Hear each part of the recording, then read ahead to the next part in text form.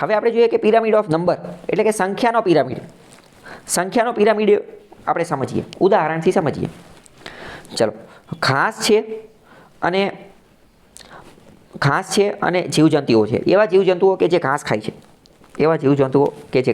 અથવા સમજો કે હરણ છે. ચલો, હરણ છે, બરાબર.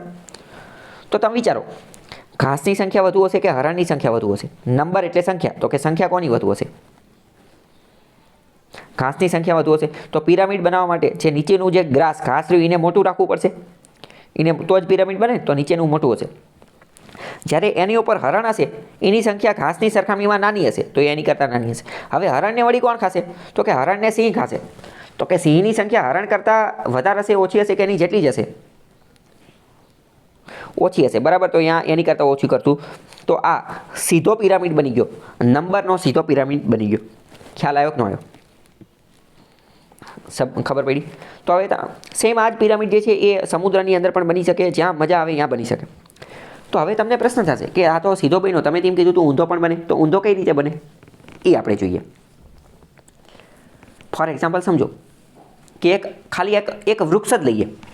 એક વૃક્ષ લઈએ તો નીચે વૃક્ષ રહ્યું, બરાબર. એક વૃક્ષ, ઓનલી વન ટ્રી, એક વૃક્ષ. તો વૃક્ષ તો એક જ છે, તો નીચે નાનું બનશે. નીચે જે છે નાનું બનશે. અહીંયા આપણે નંબરની વાત કરીએ છીએ, બરાબર, નંબરની. તો નીચે નાનું બનશે. પણ એ એક વૃક્ષની અંદર તો કેટલા બધા લોકો રહેતા હશે?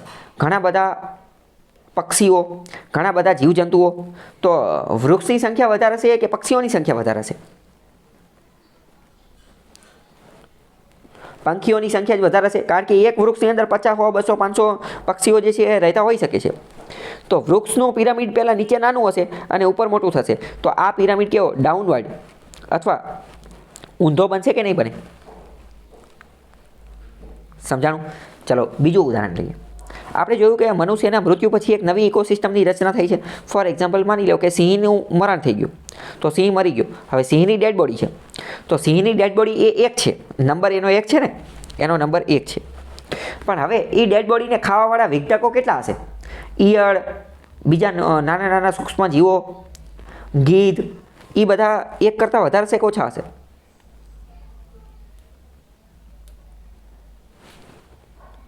સિંહની ડેડ બોડી જે છે એને ખાવાવાળા વિઘટકો, એ ઈયળ ને એ બધું, એ એક કરતાં વધારે હશે કે ઓછા હશે? તો કે એ તો એક કરતાં વધારે જ હશે. તો અહીંયા નંબરનો પિરામિડ કેવો થઈ ગયો?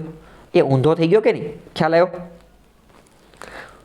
જો નીચે એ જ ઉદાહરણ આપેલું છે 20 નંબરના પેજ ઉપર, કે ઝાડ એક જ છે, ઝાડ એકલું છે, તો નીચે નાનું રહેશે. પણ એની ઉપર પક્ષીઓ તો ઘણા બધા રહે છે, બરાબર. તો સીધો અને ઊંધો બંને પ્રકારના પિરામિડ બની શકે છે. ઓકે, ખ્યાલ આવ્યો કે નહીં? ચલો, નીચે 21મા નંબરમાં આપણે જોઈ લીધું કે આ પ્રાઇમરી પ્રોડ્યુસર 100% એનર્જી મેળવે 10%, એ આપણે ઓલરેડી જોઈ લીધું. લિન્ડમેનનો જે સિદ્ધાંત છે એ, બરાબર. ચલો.